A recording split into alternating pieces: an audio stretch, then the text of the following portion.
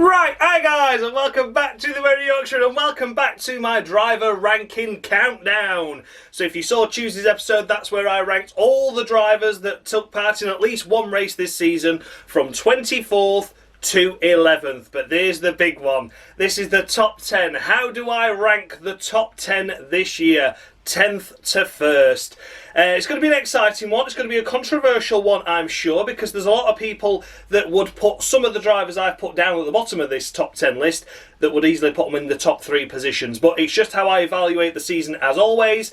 And as always, of course, my opinion is greater than anyone else's, because that's how the internet works these days, and that's how I'm going to take my approach into 2025.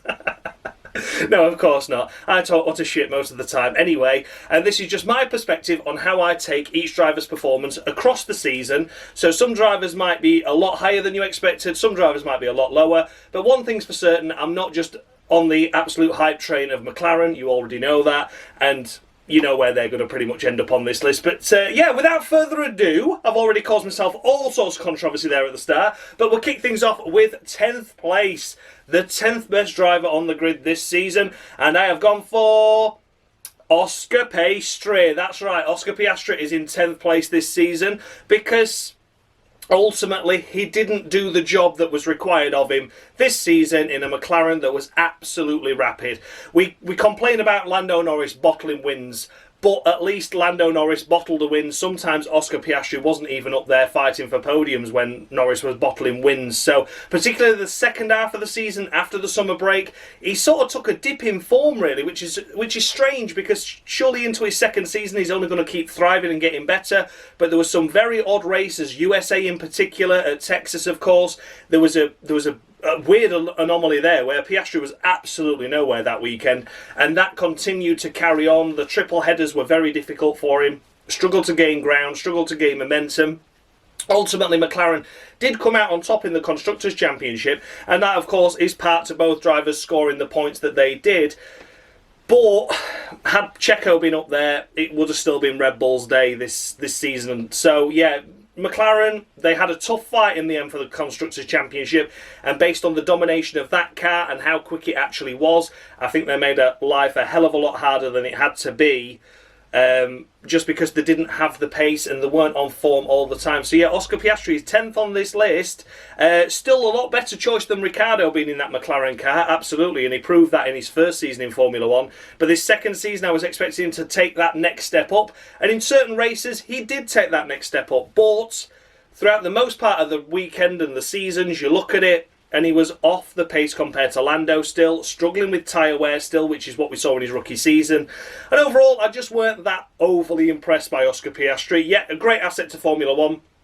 Deserves to be on the grid, deserves to be in that McLaren seat as well, but there was too many races where it wasn't coming together like it should have done. So let's see what happens in 2025 for him. I'm expecting that McLaren car to be strong once again, and if Oscar Piastri is not fighting for the Drivers' Championship, then he'll be in the bottom half of this rankings next season, because there's no excuse for it. He finishes behind the likes of Charles Leclerc in the Drivers' Championship as well, considering how quick that McLaren car was. You can't even say it was miles off the pace at the start of the season as well, like you could the previous year. Yeah, it was always a top 10 point scoring car at any circuit, and then this time around he's had some good races but inconsistent throughout most. I expected more from him with the car and machinery he was given. It's 10th place on the list to Oscar Piastri. 9th place on this list, we come to Lando Norris. That's right, the two McLaren drivers propping up the back half of this top 10 list. For the simple fact, for Lando Norris in particular, he bottled the championship this year. I'm sorry to say, but he just did. Moments like Austria were just the outline, and just like where it started to go wrong for him, weren't it? Because yeah, you could say the contact was Max's fault and that caused the puncture for both cars, absolutely. But Lando Norris was inventing his own circuit and would have gained a 5-second time penalty anyway. So even if he'd overtaken Max, he still wouldn't have got that win that weekend. And that just sums up the season that Lando Norris has had. The big one, of course, was Brazil. Pole position. He absolutely screwed up that aborted race start where he set off, and I'm convinced, I am absolutely convinced, that had Max Verstappen not won that race and took massive chunks out of Lando Norris's championship title hopes there, that Lando Norris would have had a more severe penalty than a fine and a reprimand, because you don't go around a circuit that isn't safe to go around. He created the entire pack to go around again. That was bullshit by the FIA there. That should have been some heavy penalties for those cars that set off straight away. Yeah, Lando Norris there. Breathe a sigh of relief, but Brazil just sums it all up. He's in pole position, he's in the prime spot, he makes a mistake before the race even begins due to an aborted start, then he bottles the start when it actually happens, then he makes a mistake where he should have feathered in around about Alonso's position, which was around 10th. Instead he comes out on track in 6th and nothing's investigated. Everyone tried to give him as much as he could this season to make it a championship title fight out of this, and he still threw it away. That's what I'm trying to say. I'm not saying that all the time the FIA were gifting him, but Brazil is one perfect scenario of where there should have been a couple more penalties for him that he didn't get. Yeah, but overall, you know, McLaren have to hold some sort of accountability for the team struggling in certain aspects, and for Lando losing out on points, such as the bad pit stops that they've had, the bad pit stop strategies mainly that they've had as well this season, not just for Lando but for Oscar as well. But Lando Norris this year has really thrown away the title chance, because he could have easily won 8-9 races this season, hands down. Okay, some of those were team errors with strategy such as Canada, but others were firmly in Lando Norris's grasps, and it should have been his for the taking, but it wasn't. Too many mistakes, too many small problems and errors and issues, and not too good in wheel-to-wheel combat at times as well, getting quite fiery when he necessarily didn't need to. Difficult first laps, that's the trouble. Difficult off the start, and then if he manages to get it off the start, he's not strong enough to defend his lead and loses the lead. So, yeah, Lando Norris this season has cost himself a serious, realistic chance of the title. Would he have got it? I think had he not bottled it and had McLaren not bottled it altogether, then yes, absolutely, Lando should have been champion in 2024. If you take into account the McLaren mistakes from that side of things, maybe the title fight should have gone to Abu Dhabi. But even so, it shouldn't have been wrapped up in Las Vegas like it was. Even Lando Norris admitted they were not mentally ready for a championship fight this year. He wasn't, the team wasn't. And you can never go into a Formula 1 season like that, because you just never know, do you? So I'm sure they're going to reassess themselves going into next year. I'm sure they're going to be mentally ready and mentally prepared and physically prepared for a title fight in 2025. And if that McLaren car is really strong, there's no excuse why Lando can't come out with the title this year. And if he doesn't, it's because he's bottled it again. So yeah, Lando Norris 9th on this list. Everyone's crying at me. I know, I can feel it. But ultimately, cost himself the title. I don't see where these one or two good races and where he strings it all together, like Abu Dhabi, for example. That was a perfect job in a car that was worthy of doing that. Why wasn't he doing that a lot more this season? That's my issue. 9th on this list, Lando Norris. 8th on this list, we come to Pierre Gasly. Bonjour, Pierre, bonjour. Yeah, what could we say for Pierre Gasly this season? Would have probably been in the bottom half of this list had it not been for his fantastic end of season. It must be said that he has had a great season overall. The start of the season was difficult. I think I mentioned this with Ocon in Tuesday's video, that Ocon had the measure of Gasly in the early races, and then once that incident between them happened at Monaco, where Ocon just made that silly move up the inside, yeah, that incident there, that was where the fortunes switched for Alpine. They went from very 50-50 to very I'm in Pierre Gasly's camp, and Ocon wasn't really given a fair crack at the whip, and rightly so, because he's a prick. But yeah, for Pierre Gasly this season, that last half of the season, ultimately got them 6th in the Constructors' standings. Ocon's points had to come into play as well, of course, for that, but the fantastic results at Qatar, Brazil, of course, with the podium, and Abu Dhabi, it was looking good in Vegas until the engine detonated itself. There was a lot of points there for Gasly at the end of that season. The updates on the car clearly working well. And yeah, had a fantastic end to season.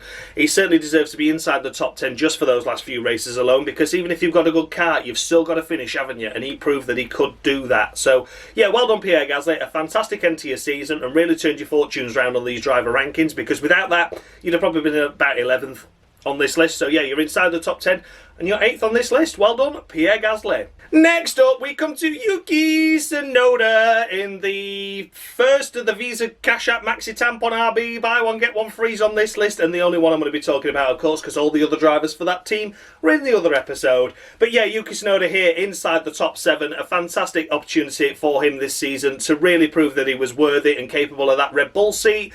He did just that, but do Red Bull want him really? No, they don't. No, they don't. This has made it clear now, this decision to have Liam Lawson over Yuki Tsunoda, that Red Bull are just interested in Yuki Tsunoda because he's Japanese and he keeps the Honda engine supplier happy. That's all.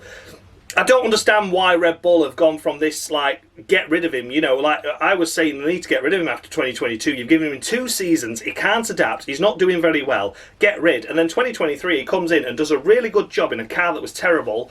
This year, again, he's made that next step up once again to be more consistent, getting the most out of the car in most scenarios anyway. Yet there's been the odd mistake and been the odd unfortunate race situations such as Mexico, which was just a shame. There was points possible there for him, but got tangled up with Alex Albon there.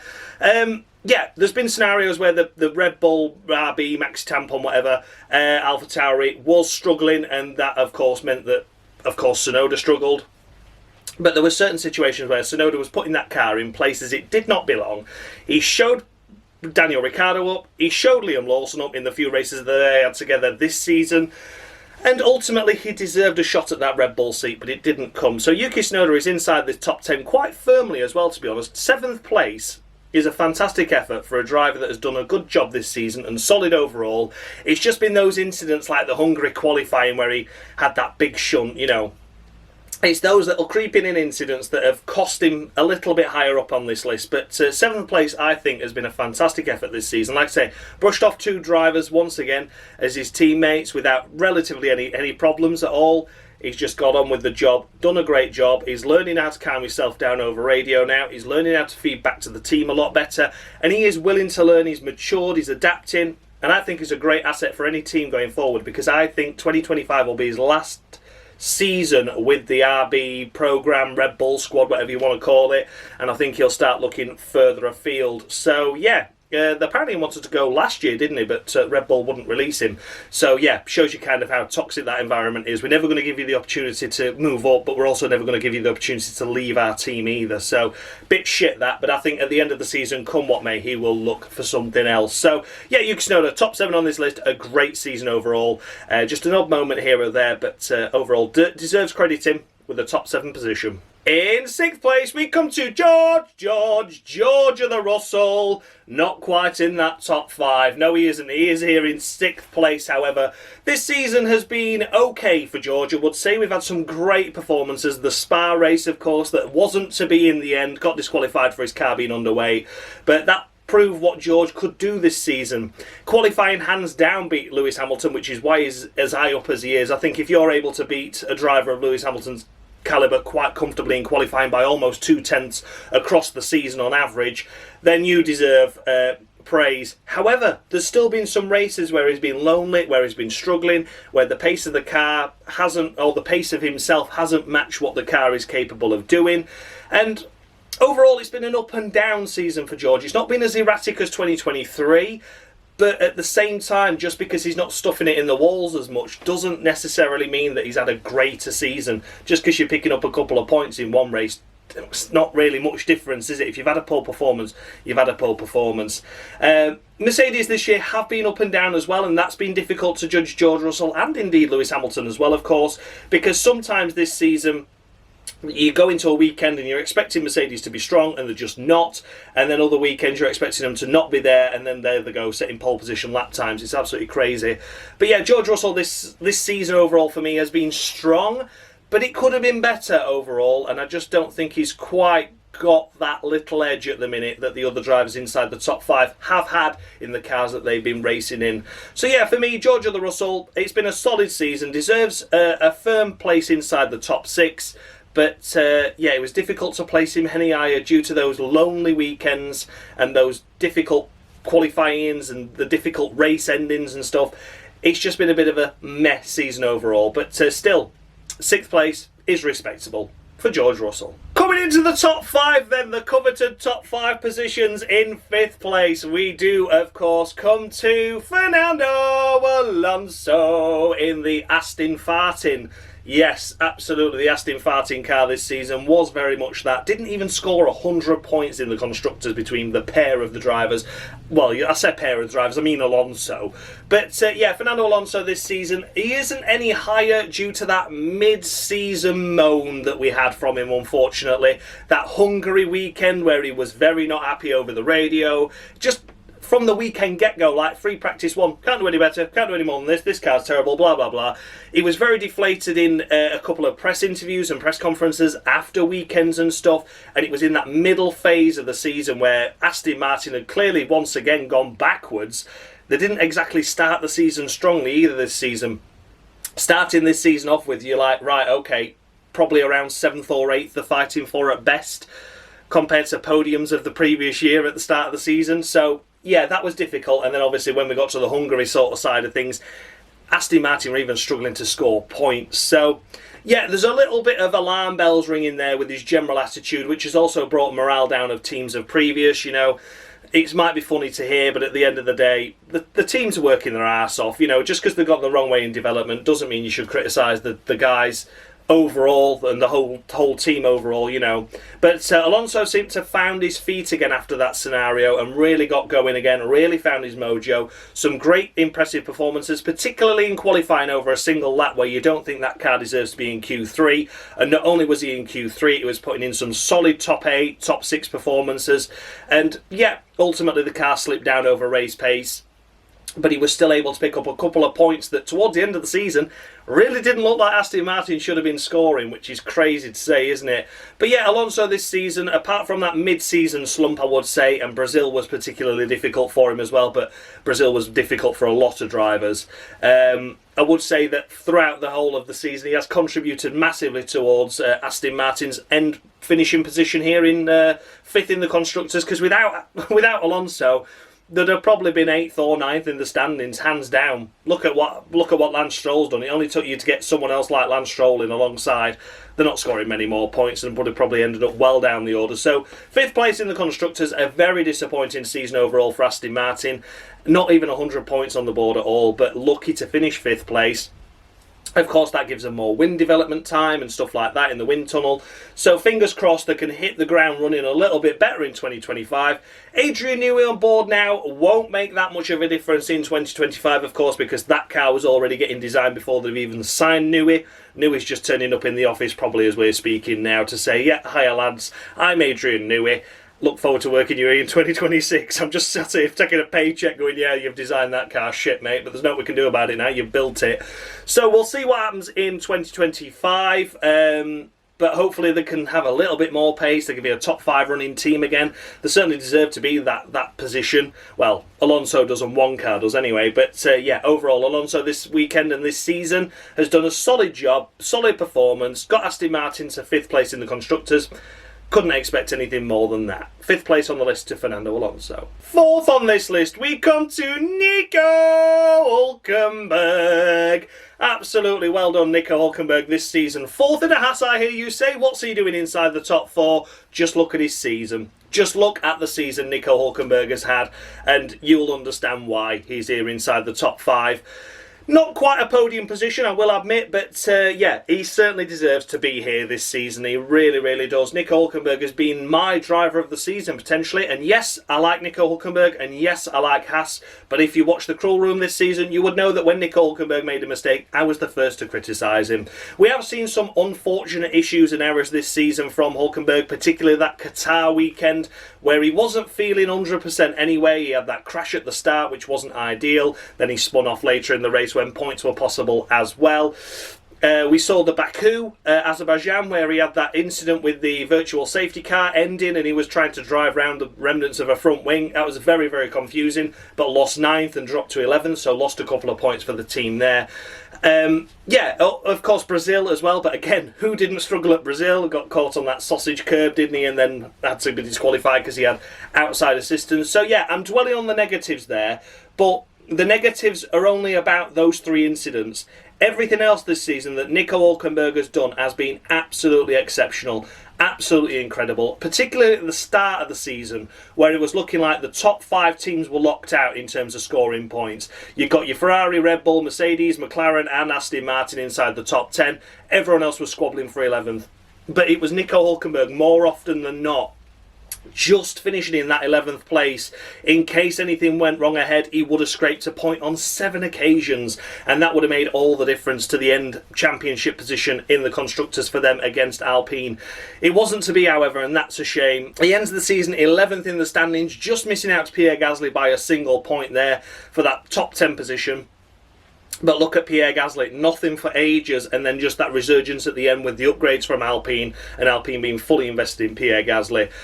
Nico Hülkenberg, of course, finishing just 11th, 1 point away. It's a shame, isn't it? Because he did deserve that top 10 place. And I would say Nico Hülkenberg, hands down this season, across the entirety of the season, has been the best driver in the B team category, without a shadow of a doubt. The performances he's put in, the drives he's put in, he's comfortably beaten Kevin Magnussen, hands down. Probably Mexico is the only anomaly where Magnussen was quicker, but Hülkenberg, even when his teammate was quicker, was still able to secure points, and that's what makes the difference.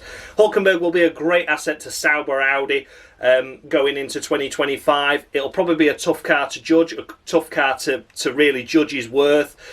I don't think it's going to be as shit as what it was in 2024, but I still think points are going to be rare occasions, rare occurrences.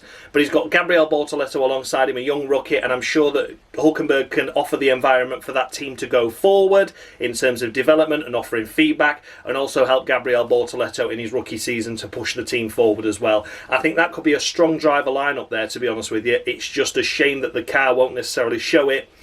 Hopefully the upgrades come and it can be a point scorer regularly. But yeah, Nico Hülkenberg this season for me, hands down, the best of the B team drivers. Certainly deserves a spot inside the top 5 here in 4th position. He has been a great asset, been a pleasure to watch. He has been absolutely stunning, phenomenal, and an incredible asset to Haas, I would say. So yeah, well done Nico Hülkenberg. 4th on this list. In 3rd place we come to Carlos Sainz, smooth operator. Yes, indeed he do. Taking a podium position is Carlos Sainz, 3rd on this list, of course. He has had a great season, hasn't he? Had a great season overall. He won that race in Australia and we're like, my God, Carlos Sainz is the only person to beat Max Verstappen twice in the last 20 odd races. But as we knew, the end of the season got a lot more spicy. He managed to secure one more victory towards the end of the season, which is what he said he wanted. He picked up another couple of podiums as well. He did have a little bit of run of bad luck in the middle of the season. Ferrari sort of lost their way as well, of course. Missed a race, of course, due to his appendicitis as well, which would have ultimately cost him a potential top 5 finish there, but it doesn't really matter too much. Sainz this season overall has been fantastic, and I think this season we have seen the best of Carlos Sainz in Formula 1. Yep, there were still a couple of rough moments, but when you've got 24 races now, let's not forget that. We're not talking from like several years ago where it used to be 18 rounds a season and drivers used to make mistakes twice, 3 times in a season. We've now got 24 races and we're still picking up on those 2 or 3 bad weekends. It just shows you that they're still able to be so consistent and so good for the majority of it.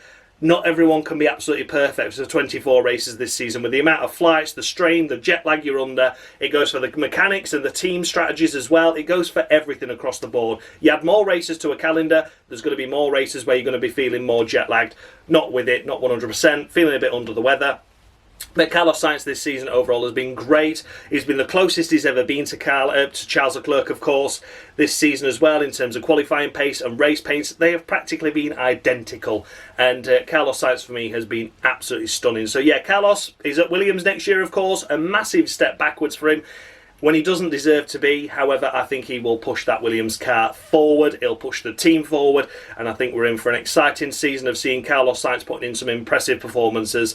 Maybe it won't be podiums. Maybe it won't be regular top 5 finishes. But I think seeing Carlos Sainz inside the points more often than not in Williams is what is to come in 2025. And I think we can celebrate that wholeheartedly because it means he's doing the job that he's there to do. Push that team back to where it belongs. Carlos Sainz, 3rd on this list. His best season in Formula 1. By a mile, I think, this year. It's just that these other top 2 drivers just slightly edge it for me overall, but no criticism on Carlos Sainz whatsoever. Stunning season. In second place, controversially I know, we're going to come to Max Verstappen. Yes, he did win the championship in an inferior car towards the end there, and moments like Brazil really prove why he is a four-time world champion. He thoroughly deserved the championship this year, without a shadow of a doubt. Always had an answer for Lando Norris, was always able to get that one over on him as well, of course.